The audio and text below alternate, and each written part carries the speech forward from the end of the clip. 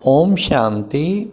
सुनते हैं आज 16 मई 74 के अव्यक्त बाप दादा के मधुर महावाक्य। आज की अव्यक्त वाणी का टाइटल है महारथीपन के लक्षण। आज की अव्यक्त मुरली में प्यारे बाबा ने विशेष कहा कि बाप की याद की आकर्षण सदैव कैसे रहे, उसकी विधि बाबा ने बताई। और दूसरा बाबा ने कहा 5 भूतों के साथ साथ रॉयल रूप का भूत कौन सा है।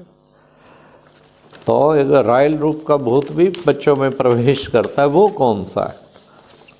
और फिर बाबा ने इस ब्राह्मण जीवन में फिटिंग क्या है और सेटिंग क्या है, वो बाबा ने पूछा। बहुत सुंदर इंटरेस्टिंग वे से बताया। और फिर बाबा ने कहा अगर बाबा की इस ज्ञान यज्ञ में उम्मीदवार बनना चाहते हैं तो उम्मीदवार बनने के लिए मुख्य कौन सा पुरुषार्थ है। ये थे आज के महावाक्य। तो अब सुनते हैं 16 मई 74 की मुरली महारथीपन के लक्षण। रूहानी बच्चों के सहयोगी बनकर उनकी हिम्मत और उल्लास को बढ़ाने वाले, सर्व प्रकार के बंधन व वैभव के आकर्षण से परे रहने वाले और सदा एकरस स्थिति में रहने वाले निष्काम सेवी शिव बाबा बोले, इस समय सबके अंदर सुनने की इच्छा है व समान बनने की इच्छा है। सुनने के बाद हर बात समाने से समान बन जाते और समाने से सामना करने की शक्ति स्वयं ही सहज आ जाती है। सामना करने की शक्ति से सर्व कामनाओं से स्वतः ही मुक्ति प्राप्त हो जाती है। क्या ऐसे अपने को मुक्त आत्मा अनुभव करते हो? किसी भी प्रकार का बंधन अपनी तरफ आकर्षित तो नहीं करता। बंधन मुक्ति योग युक्त हो सकता है यदि कोई भी स्वभाव, संस्कार, व्यक्ति अथवा वैभव का बंधन अपनी तरफ आकर्षित करता है तो बाप की याद की आकर्षण सदैव नहीं रह सकती। ध्यान से सुनना, बाबा ने क्या कहा। कोई भी स्वभाव, संस्कार, व्यक्ति या वैभव का बंधन अगर अपनी तरफ आकर्षित करता है तो बाप की याद की आकर्षण सदैव नहीं रह सकते। किसी के भी वश होते समय उस आत्मा के प्रति यही शब्द कहा जाता है कि वशीभूत है।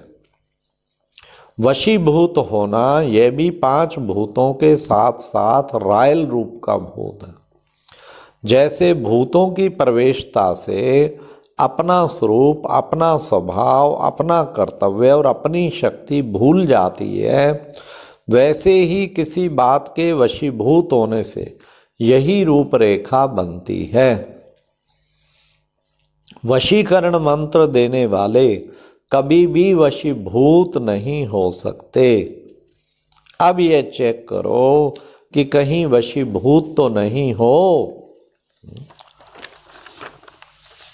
फिर बाबा ने कहा आजकल बाप दादा विशेष कार्यक्रम में बिजी रहते हैं। वह कौन सा कार्य होगा? कोई भी कार्य में बाप के साथ बच्चों का संबंध होगा ना,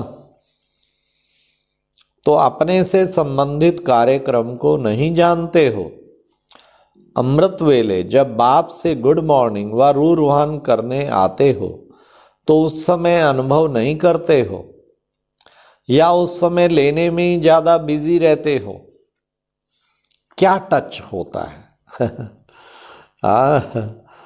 वर्तमान समय समाप्ति का समय समीप आ रहा है।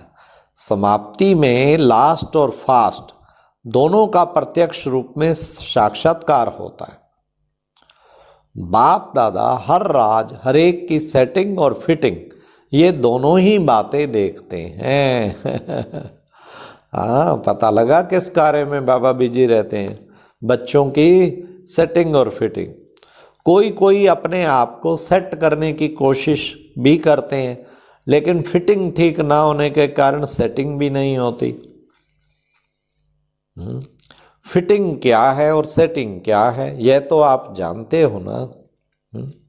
ईश्वरीय मर्यादाओं में अपने आप को चलाना, यह ईश्वरीय मर्यादाएं हैं फिटिंग। इन मर्यादाओं के आधार से स्थिति की सेटिंग होती है। बाप दादा जब नंबरवार महावीरों को देखते हैं, वह महारथियों के महारथी सेट की सेटिंग करते हैं, तो क्या देखते हैं? कोई ना कोई बात की व मर्यादा की फिटिंग ना होने के कारण सीट पर सेट नहीं हो सकते। अभी अभी सीट पर हैं और अभी अभी सीट की बजाय कोई ना कोई साइट पर दिखाई देते। कितने सुंदर बाबा के शब्द के, अभी अभी सीट पे या अभी साइट पे हैं। तो बाप दादा इसी कार्य में बिजी रहते हैं। उम्मीदवार दिखाई बहुत पड़ते हैं, देते हैं, और लाइन भी बहुत बड़ी दिखाई देती है, लेकिन प्रमाण स्वरूप कोई कोई होता है। उम्मीदवार बनने के लिए मुख्य कौन सा पुरुषार्थ है बहुत सहज पुरुषार्थ, लेकिन अपनी कमजोरियों के कारण सहज को मुश्किल बना देते हैं। उम्मीदवार बनने का सहज पुरुषार्थ यही है कि हर बात में बाप की जो बच्चों के प्रति उम्मीद है, वह बाप की उम्मीद पूरी करना ही उम्मीदवार बनना है। बाप की उम्मीदें पूरी करना बच्चों के लिए मुश्किल होता है क्या? बच्चे का जन्म होता ही है बाप की उम्मीदें पूरी करने के लिए। बच्चे का अपने जीवन का लक्ष्य ही यह होता है, बाप की उम्मीदें पूरी करना। इसको ही दूसरे शब्दों में सन शोज फादर कहते हैं। तो ऐसा उम्मीदवार बनना आपके ब्राह्मण जीवन का मुख्य लक्ष्य है, जबकि बाप दादा एक कदम के पीछे लाखों कदम स्वयं भी सहयोगी बनकर हिम्मत और उल्लास बढ़ाते हैं। फिर मुश्किल क्यों, जबकि दुनिया की सर्व मुश्किलातों को आप स्वयं ही मिटाने वाले हो, मुश्किल बात सहज अनुभव कराने वाले हो। ऐसे अनुभवी मूर्त के लिए कोई भी बात मुश्किल है ऐसा सोच भी नहीं सकते। प्यादों का अनुभव मुश्किल जानना ठीक है, लेकिन अभी अपने को किसी न किसी बात में एक दो से कम नहीं समझते हो, अर्थात कोई प्रकार से अपने को महारथी समझते हो। लास्ट वाले भी लास्ट इज फास्ट का लक्ष्य रखते हैं, तो महारथी हुए ना। किसी भी बात में अपने को किसी के आगे झुकाना व अपनी कमजोरी महसूस करना अच्छा नहीं समझते। अपने को प्रसिद्ध करने के लिए हर बात को सिद्ध करते हो, तो इसको क्या कहा जाएगा? अपने को प्यादा समझते हो या किसी न किसी रूप में महारथी समझते हो? सिद्ध करने वाला कभी भी प्रसिद्ध नहीं हो सकता। वास्तव में प्रसिद्ध होने वाला कोई भी बात को सिद्ध नहीं करेगा, अर्थात जिद करने वाला ऐसा कभी भी प्रसिद्ध नहीं हो सकता। जिद करने वाला कभी सिद्धि को पा नहीं सकता। सिद्धि को पाने वाला स्वयं को नम्र चित्त निर्माण हर बात में अपने आप को गुणग्राहक बनाएगा। लक्ष्य रखते हो प्रसिद्ध होने का और पुरुषार्थ करते हो दूर होने का, तो ऐसी चेकिंग अपनी करो। चेकिंग भी महीन चाहिए। महारथी को कोई बात मुश्किल अनुभव हो, वह महारथी नहीं। महारथी अपने सहयोग से और बाप के सहयोग से औरों की मुश्किल भी सहज करेंगे। महारथियों के संकल्प में भी कभी यह कैसे ऐसे क्यों यह प्रश्न नहीं उठ सकता। कैसे की बजाय ऐसे शब्द आएगा, क्योंकि मास्टर नॉलेजफुल त्रिकालदर्शी हो ना। इन बातों को चेक करो, कैसे करूं, कैसे होगा, यह ना स्वयं प्रति ना दूसरों के प्रति चले, दोनों ही रूप में प्रश्न समाप्त हों। ऐसा ही सदा प्रसन्नचित व हर्षित रहता है। अब समझा महारथी के लक्षण क्या है?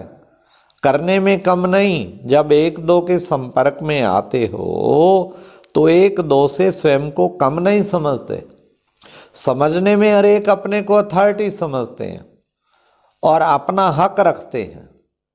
समझने और करने इन दोनों बातों में हकदार बनो, तब ही विश्व के ईश्वरीय परिवार की प्रशंसा के हकदार बनेंगे।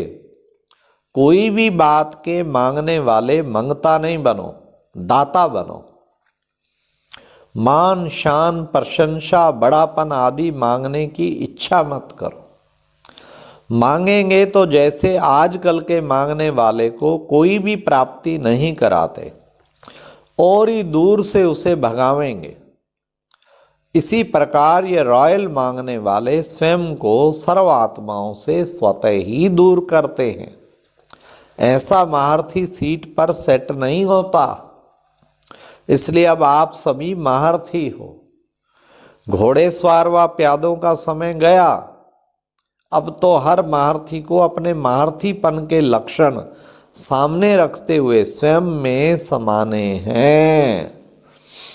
अच्छा, ऐसे सर्व इच्छाओं को समाने वाले बाप समान सर्व शक्तियों के अथॉरिटी, सदा एक लगन एक रस में स्थिति में स्थित होने वाले, एक बल एक भरोसा सदा एकाग्र एकांत निवासी अंतर्मुखी और बाप दादा के उम्मीदों के सितारों को बाप दादा का याद प्यार, गुड नाइट और नमस्ते।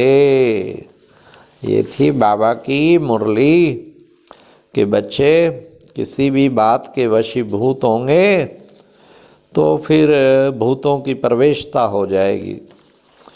और बाबा ने कितना सुंदर बताया कि सेटिंग और फिटिंग, सब मर्यादाओं की फिटिंग हो और स्थिति की सेटिंग हो, और बाबा की उम्मीदों को पूरा करेंगे तो उम्मीदवार तारे बन जाएंगे। अच्छा जी, ओम शांति।